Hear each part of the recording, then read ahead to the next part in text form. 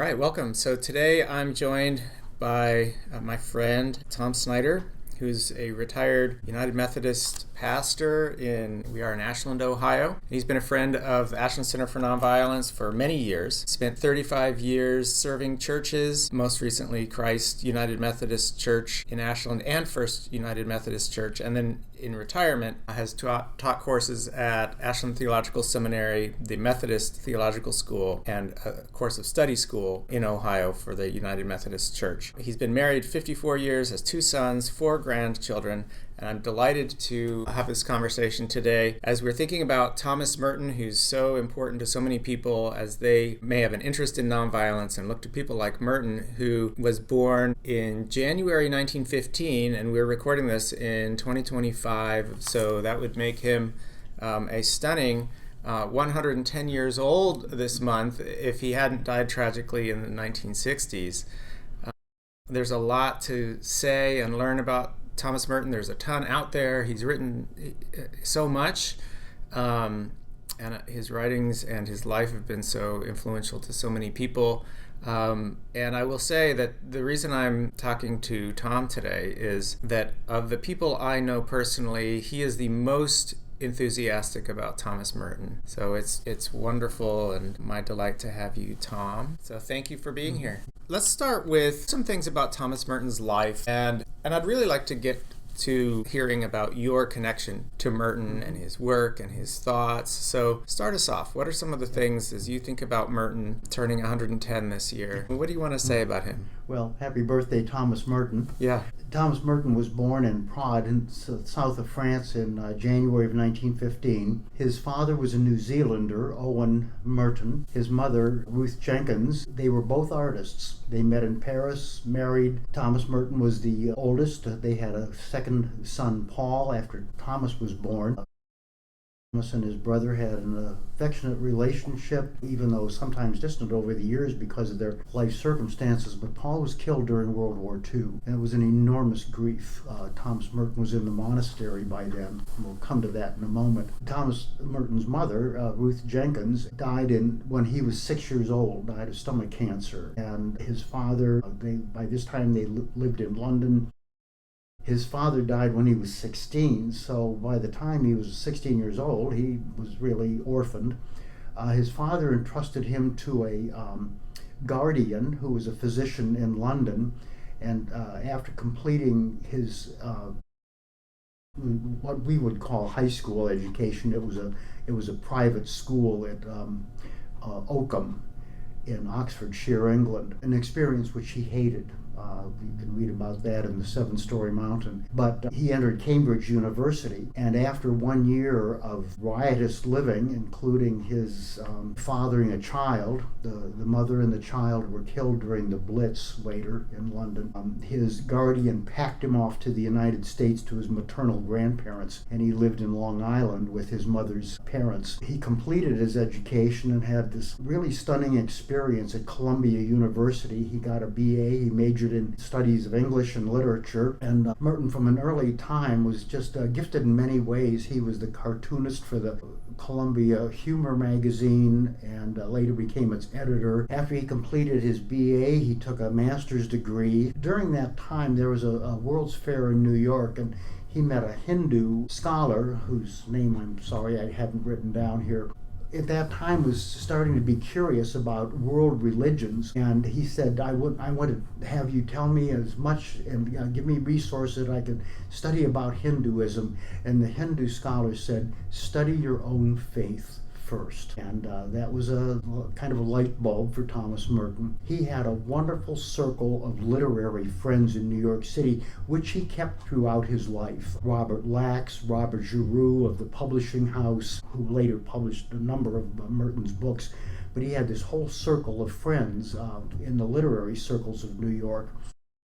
He took a master's degree. His thesis was on William Blake.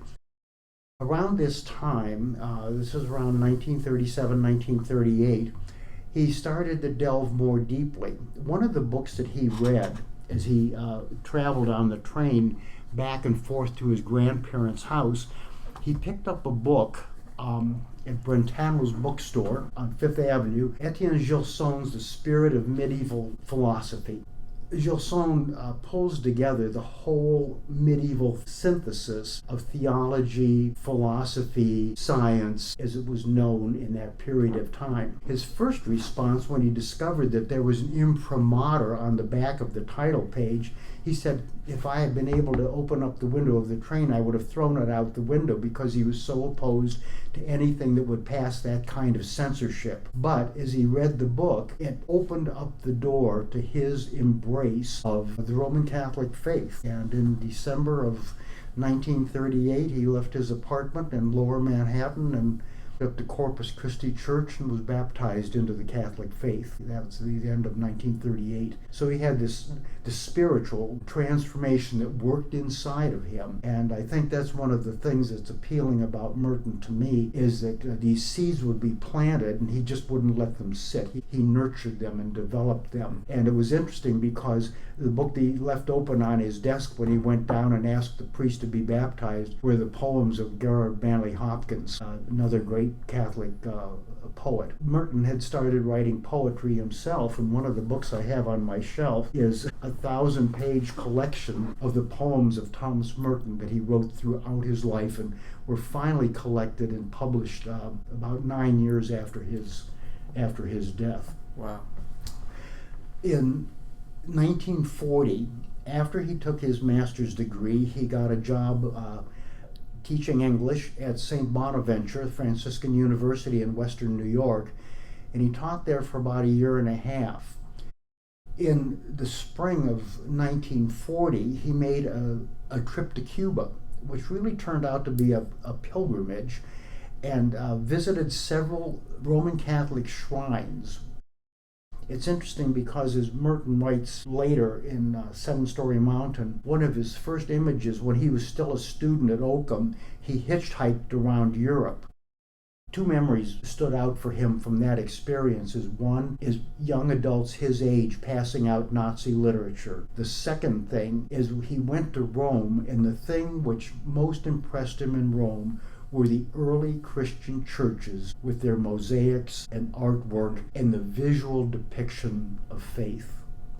So keep repeating this, but Merton was a very complex person, and he was nurtured from many directions: the written word, the visual, the poetic, and the experience of being in sacred spaces. So after his pilgrimage, he kept teaching at St. Bonaventure. He was an English professor there.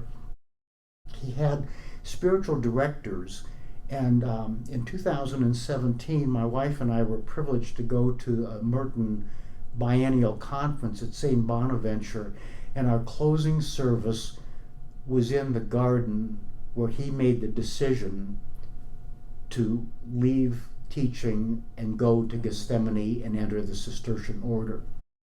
In the Lent, Holy Week of 1940, he made a pilgrimage, a retreat to Gethsemane. While he was there, he wrote in his diary, "This is the center of the world," and it was to become the center of his world. Mm-hmm. So Thomas Merton had a number of physical ailments. His eyesight wasn't great. His teeth were a constant problem for him, and he wasn't physically able to serve in World War II, which began on December 8th, 1941. On December 10th, he showed up with all his earthly belongings in a suitcase at the door of the Abbey of Gethsemane. Gethsemane was an abbey, the original Cistercian.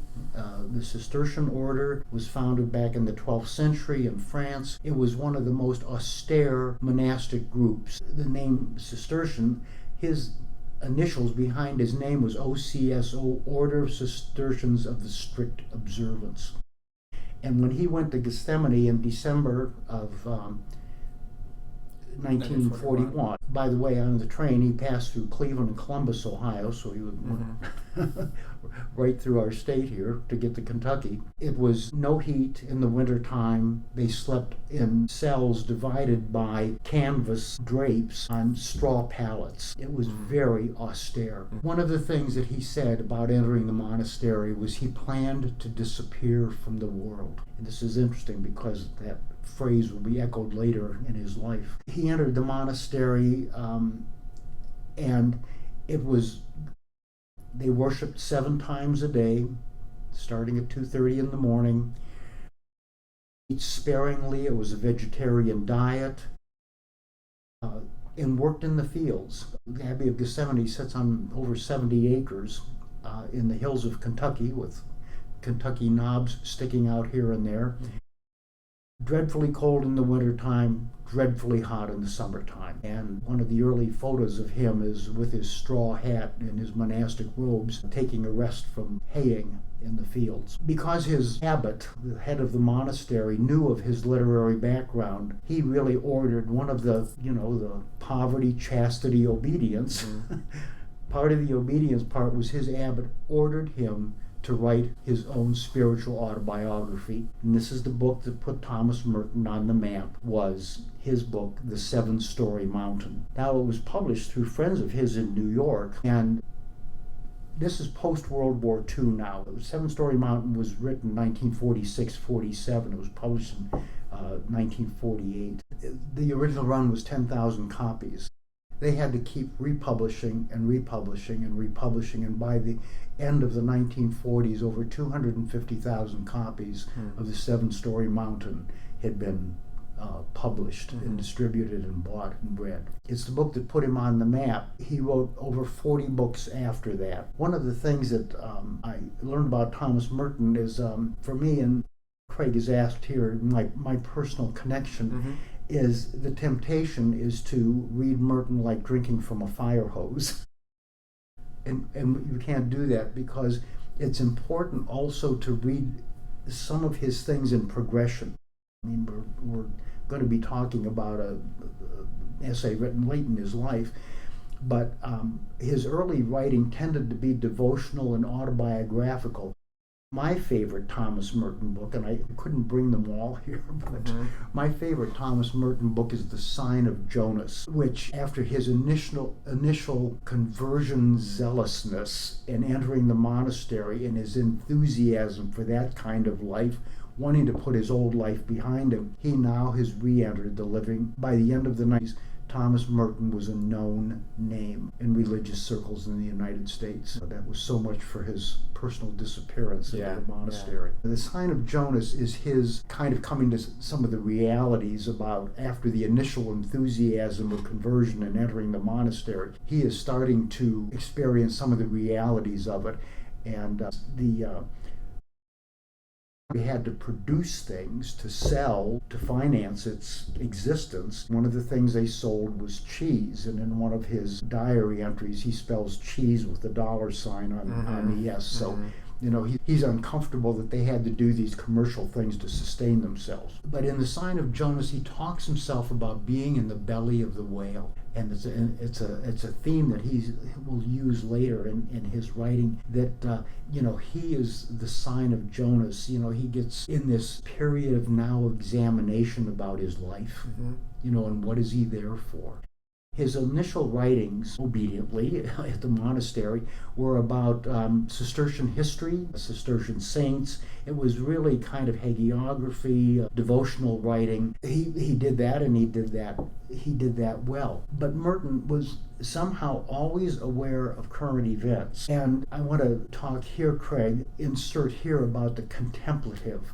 Yeah. I think when we think of contemplative, we think as not doing anything. I was at a conference one time with members of the Taizé community, and American Protestant pastors kept asking them, "What do you do?" Well, The contemplation is this personal devotion grounded in scripture, grounded in silence, grounded in discipline. But for Merton, he exemplified the great, what I would call the great image of contemplation and action. That this contemplative life is not an end in itself. It nurtures our minds, our hearts, our souls, our spirits. And in that contemplation and devotion, then we're equipped to address the issues of the world. Well, let me ask you a little bit about that, because that's definitely an impression a lot of people have, is that you're either praying, for example, or contemplating or meditating, or you're doing some good in the world. And so when it's put that way, if you're contemplating or praying or something, it's like you're shirking your social responsibility. Right. But what you're saying is Merton exemplified a way of connecting those. So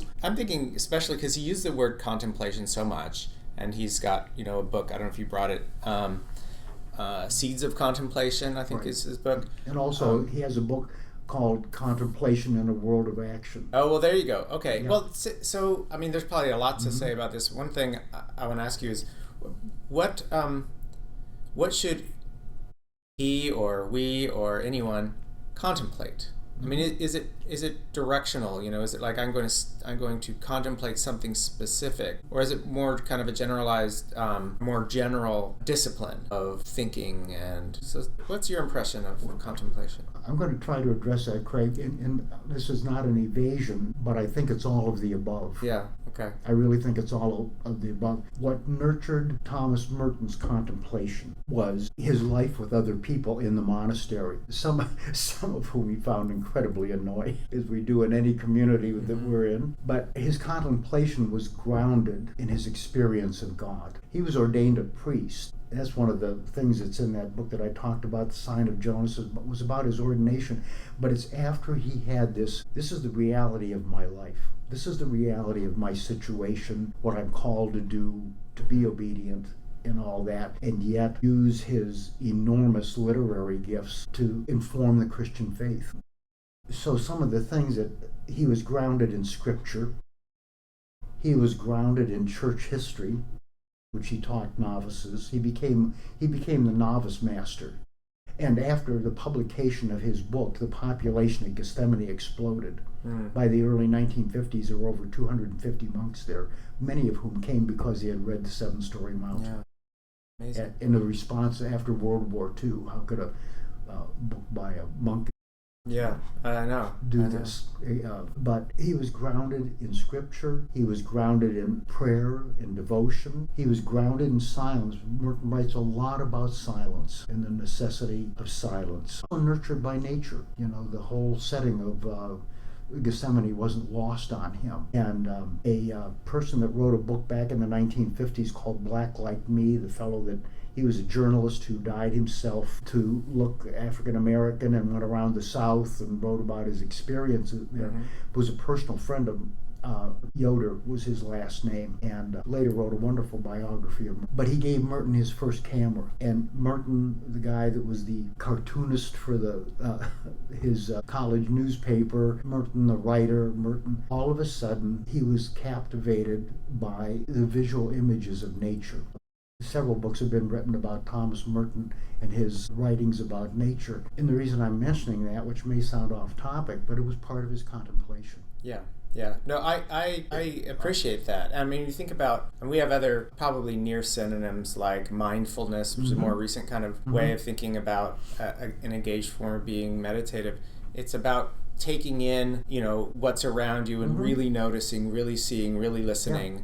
Yeah. Paying attention. Paying attention. He did that on a number of levels, and that was all part of his contemplative, his life. You asked earlier about my connection with Merton. I became familiar with him when I was in college, just the name, and I don't remember the particular circumstance. He died while I was in seminary. It's interesting, he died the same day as Karl Barth. Karl Barth got all the press. This is 1968. December 10th, 1968. But at my wife's and my wedding in 1970, we had a reading from Merton as part of our wedding.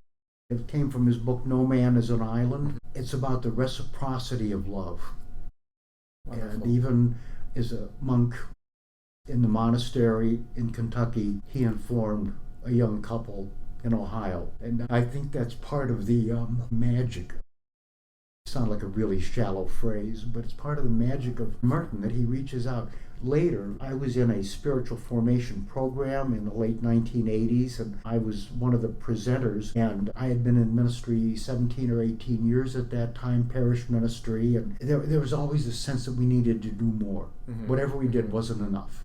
And I found his essay, again, I had read No Man is an Island years before, but I reread his essay on being and doing, and the balance of being and doing, which almost has kind of the contemplation and action thing. And it changed the course of my ministry. It changed who I felt as a pastor I needed to be. Yeah.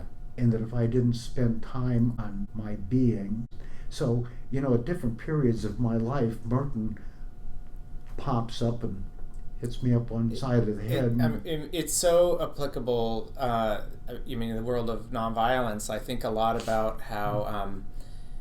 There was a classic essay called "Nonviolence is Two," TWO, and then there are basically two strands. There might be more than two, and this division could be overplayed. But the idea is that one is about, to borrow a phrase, a principled kind of commitment. Like Gandhi talked about having metaphysical or religious grounding to one's nonviolence, which is necessary and prior to any kind of nonviolent action. And then you have those who are attracted to nonviolence for its tactical, strategic, power. And these get confused because people like King and Gandhi, exemplified both in a sense. But, sometimes I'm in settings where I recognize that we have much more of the strategic going on than the principled. And I kind of yearn. It's easy for me as a Christian and as a theologian to kind of recognize that, it's not that people aren't full of conviction, but that there's not necessarily the kind of, deep conviction that's leading, that's like Thich Nhat Hanh said, being peace, Like you've got to be peace in order to affect peace in the world. So for me, there's a lot to draw a person to Merton, but to try to hold those in tension and just say, let's not have one without the other. It's interesting, he withdraws from the world kind of initially and makes a statement about that, but he's so clearly engaged in the world, and maybe increasingly so, as his life goes on. Well, I think the first thing, Craig, was he started commenting. His vocation was monastic, which implies a withdrawal from the world. But his gifts were always recognized, and he did have a very difficult relationship with his abbot, who was the abbot for many, many years. And it was interesting because his abbot had a Master's of Business Administration from Harvard University, and then entered the monastery. Oh. But and censored some of his writings, right? Some of his writings and forwarded some of his writings to, like, the Cistercian order. The person that was the head abbot was in France, actually. Some of his writings got squashed. One of the ironies of history is after Thomas Merton's tragic death in 1968, and I just want to fill in a couple of pieces there. Yeah. His progression is, there's the prophetic side of Thomas Merton, of, scripturally based, faith-anchored social criticism. It's one of the great traditions of the history of the church, and he was certainly in that stream. First, it was about race in America. He had also read Gandhi and actually published a book that was kind of a little digest of Gandhi's teachings. So that was his introduction to nonviolence, was through Gandhi and his reading of that. And because of that, then Martin Luther King Jr. was actually supposed to come and do a retreat with Thomas Merton in the spring of 1968, but he was assassinated a few weeks before. He was to make that visit to Merton. Progressed from the issue of race to the issue of the nuclear arms race to world peace, all the way through nonviolence. And in the midst of this, out of his intense intellectual curiosity, he engaged with Thich Nhat Hanh. One of the few trips he made outside of the monastery, except to go to Louisville to get his teeth fixed, met with D.T. Suzuki, the great Zen master in New York City. He was allowed to make that trip. So the idea of Zen, and he published books about relations. Zen and the Birds of Appetite is one of his more complex, but his introduction to his thinking about interfaith views of living in the world. Out of this setting in Kentucky, he kept expanding and expanding and expanding, and his life was punctuated with these different people. Some of the people, and there's a whole book written about this. Books about Merton is kind of a cottage industry. One of the things I wanted to highlight is every year there's a Merton annual published of articles. Quarterly there's the Merton seasonal of articles, and in the middle of this magazine are books, biographies, conferences that people have done on Merton. And so Merton kept expanding, and in the nonviolent resistant movement, two people and there are photographs of Merton on a couch with both of them were the Berrigan brothers. They went to Gethsemane and met with Merton, and he helped equip them for their nonviolent resistance. So his social consciousness kept expanding while his interfaith understandings kept expanding. After the abbot died, James Fox, the new abbot came, Flavian Burns, and in 1968 was permitted to go, first of all, and this book was just published this last year, a book of his lectures that he gave at a Benedictine convent in California, the Redwood Conferences. The book was just published at the end of last year. He was allowed to go there in the spring of 1968, and then in the fall of 1968, he was allowed to take a journey to Asia. That's another very important Merton book, or the Asian Journals of Thomas Merton. These were the journals that he kept as he was traveling. And the trip in which he met a very young Dalai Lama. Yeah. And this is the trip, this is when he died. Yes. Right, same trip. Yeah. The end of that trip, and one of the things, I'm backing up here, Craig, but one of the things that happened is Merton's social criticism became more public. This is going to sound a little hokey, but people wondered whatever happened to that nice little old monk from Kentucky that used to write devotional things. There really was a resistance to his expanding views and commentary on current situations. He was better when he was just writing about Cistercian history or little autobiography, spiritual autobiography, and there was resistance to that. And there was even, when he went to Asia, there was a rumor going around that he was going to become a Zen monk and live in Japan. People. Sure. But he went to address a conference of religious monks, nuns in Bangkok, Thailand. And before his last lecture on December 10th, he gave a talk about Marxism to monks and nuns.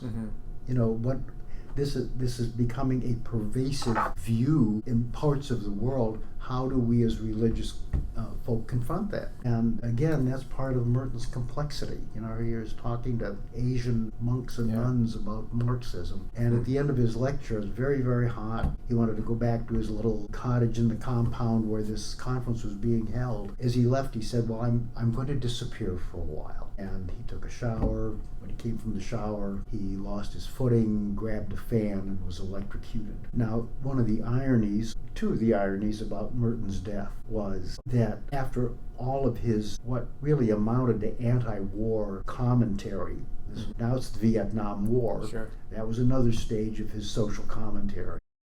The other thing that happened was his body was flown back to the United States on a military transport plane. Right. He would have probably appreciated the irony of that. And the other irony is he was buried in the Abbey of Gethsemane Cemetery right next to the abbot that gave him so much grief. I've talked to Craig about this, but it would be wonderful to have a whole group go to Gethsemane. But, it's interesting, here are all these uniform graves, white metal crosses with the name. His name was Father Lewis in the monastery. There are always rosaries, flowers, scarves, things that people leave. And a great picture from about 10 years ago is the Dalai Lama standing at his grave. Which just says something about complexity of who he Yeah. was and what he drew to. His archives, there's an International Thomas Merton Society, which was founded in the late 1980s. And one of the architects of that was Father William Shannon. And there's even a Thomas Merton encyclopedia that was published about 20 years ago. But this organization has a biennial conference. So I was privileged to go to the centennial of his birth in 2015 at Bellarmine University.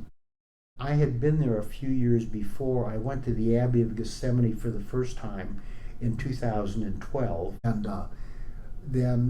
and met and had a personal meeting. I was very touched by this. I had a personal meeting with Brother Paul Queenan. My wife and I heard Brother Paul speak at the Baldwin Wallace lectures, which are held every year in the winter or spring. And he came, and that was another time to be nurtured about Merton. Brother Paul, who's still living, was a novice under Thomas Merton. Oh, I see. Right. And he himself is a poet and a photographer, like his spiritual mentor. But I was proposing a class for Ashland Seminary on Thomas Merton, and I sent a note to him while I was there, and he came and sat with me in my room. That's a really neat connection. Sorry? Yeah, yeah. It was one of those moments of connection. Yes, And right. I think, Thomas Merton died in 1968, and he's still a presence. It's amazing. He's still a presence. That's amazing. But then I went back in 2015, and the Merton archives are at Bellarmine University, and it's certainly worth a trip.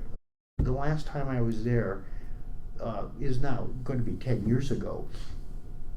But in the Merton archives, 15, they have a collection of every master's and PhD thesis that's been done about Thomas Merton, numbering 250 volumes. Thomas Merton's personal effects, his books, his hermitage. He was allowed to go to a hermitage in the fall of 1965, and his hermitage is still there and is used for retreats. It's on the grounds of the seminary. Of the Abbey. But in his archives, and I shared this with Craig the other day on the phone, this says something about Merton. They have his denim jacket from the farm with Father Lewis, his name on it. They have his work boots. And next to them is the white silk stole embroidered in gold sent to him by Pope John the 23rd that he wore at his coronation. Pope John the 23rd had read Merton, and these are side by side in the display case. And I think that kind of captures the earthiness and the holiness. It's so remarkable, and I'm struck by his openness. He's famous for. Some people are. It makes them nervous that he was in such connection with Eastern religions and the Zen masters and so on, but. There's this essay, Blessed Are the Meek, The Christian Roots of Nonviolence, which has been reproduced in lots of places, and it's one of my favorites. It's in his book, The Nonviolent Alternative, and it's in the Essential Writings of Thomas Merton and other places. The Catholic Peace Fellowship has reprinted it in their magazine, The Signs of Peace.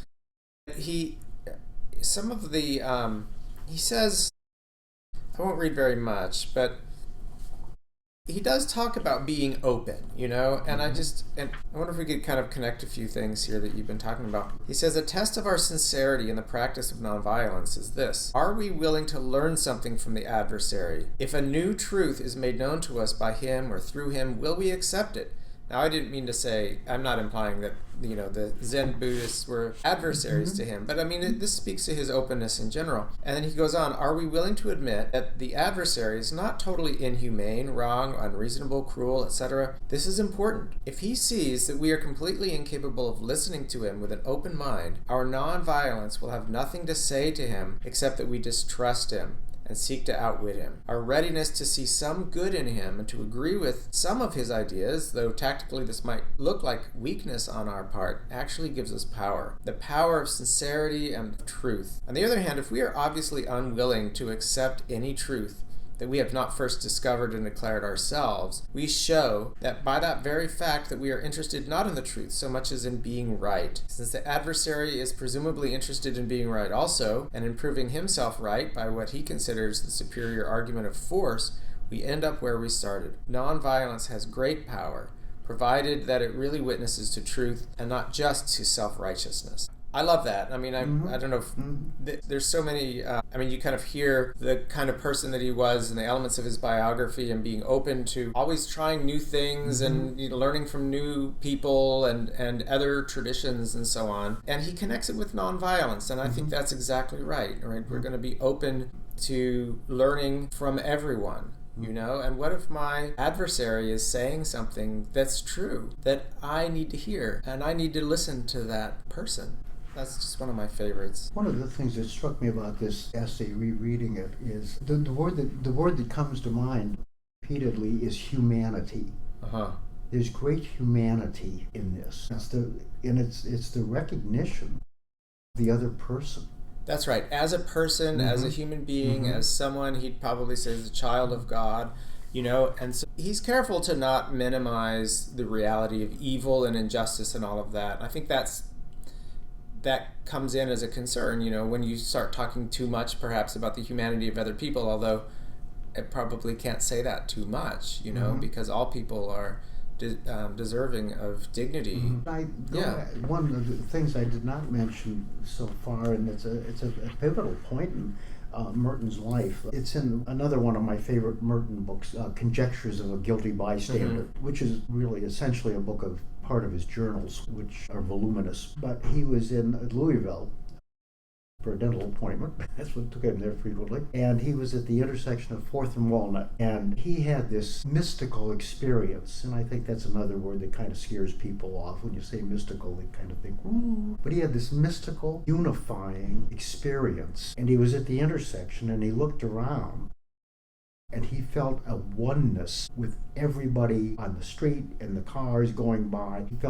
He had this unifying experience with humanity. And the great line from that passage, it's several pages long in that book, but one of the great lines is he said, "How do you tell people that they are walking around shining like the sun?"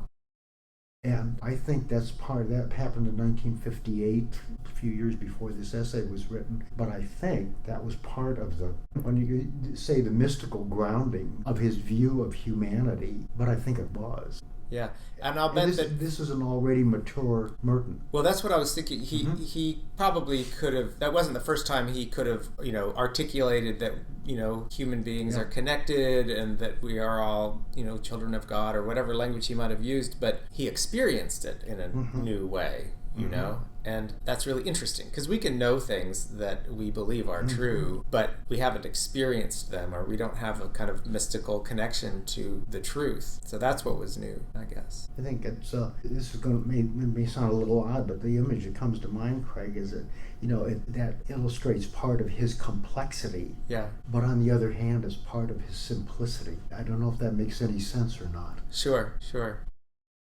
Large vision, such a simple truth. Things can be simple but not simplistic, that's obvious. Okay. Seeing things as all reflecting God, or however that unity is expressed. I think that's both simple and complex. It's got to be, sure. There's a passage in here, it's under just point 7, Christian hope and Christian humility are inseparable, and down in the middle of that paragraph he said, therefore if he, it's interesting, I think one of the things that might put off people about is he was before the era of inclusive language. Yeah, for sure. Those of us who have been schooled with that for the last 30 years. Yeah, that's right. It's a little glaring. Bear that in mind. But he's talking about the Christian, right? Yeah. If he has hopes that God will grant peace to the world is because he also trusts that man, God's creation, is not basically evil, that there is in man a potentiality for peace and order which can be realized provided the right conditions are there. faith, ground, trust in humanity. Sure. I mean, it's not black and white. Mm-hmm. It's not saying, you know, our enemies are pure evil and that we're pure good. I mean, probably most people wouldn't say we're pure good, but I think there's plenty of saying our enemies are evil, you know, and must be defeated at all costs or whatever it is. But of course, that is the way of violence. I mean, it is a striking phrase. He says he also trusts man. We would say trusts humanity, and it's God's creature. I'm teaching a theology class now. We've just read St. Augustine, who puzzles over the fact that he says God created all things and created them good. So nothing, he says, is purely evil. Everything, if it exists, is at least some good because it exists and God created it. So I wouldn't be surprised if Merton was channeling some St. Augustine there, you know. Yeah. Some other words that another word that comes out, and he uses it in this essay, is vulnerability. The idea that the other person is wrong and I am right. Yeah. You know, I think that goes back to the self-righteousness thing. But you know, not to have that stance is to make yourself vulnerable. Then thinking of just what the current atmosphere is like, there is no dialogue. There is only confrontation in your face. You know, one thing that Merton makes me want to do is be self-critical. And so rather than other-critical, that's easy. Other-critical comes naturally. Sure. Self-critical doesn't come naturally. I think we have to have a discipline for that. And so people talk about our divided country and all of this, our divided politics. But you know, we're part of that problem, I think. And we can at least ask ourselves, you know, how open am I to the ones I perceive as adversaries and the truth that they may be speaking that I didn't recognize. So that's very tough. But reading Merton inspires me to do better. Well, you know, we're going to wrap up here. I mean, there's so much richness to Merton, and interesting that, I mean, on the one hand, you read Merton and maybe you're struck, as I am, that some of it is kind of dated or, you know, it's really set in the past because he's responding to specific things at his time. But of course, many of those specific things are kind of still with us, you know, different wars than he was facing. Racism has changed a little bit, but a lot of what he identified as structures of violence and so forth are still with us. So, I mean, there's all kinds of reasons why we're still talking about Merton all these years later. Well, Tom, thank you so much for sharing your thoughts and your wisdom about Thomas Merton. Thank you.